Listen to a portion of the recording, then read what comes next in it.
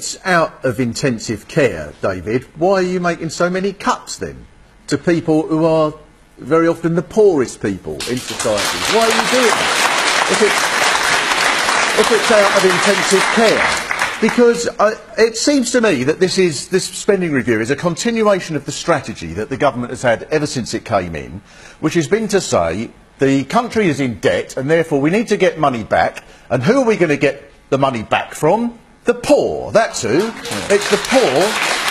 It seems to be the belief of this government that the people with all the money in society are the poor. This is mainstream economics in this country now, is that the poor are richer than the rich, and therefore we have to get the money back from them. And I wonder what world you're in when you say it's out of intensive care. The cuts that are happening now and even more as a result of this review. Talking about people like firefighters, everywhere, fire stations shutting down.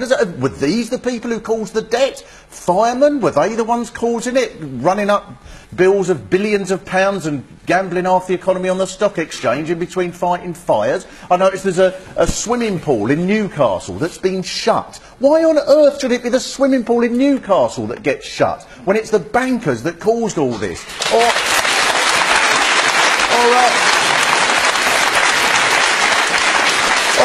Am I wrong?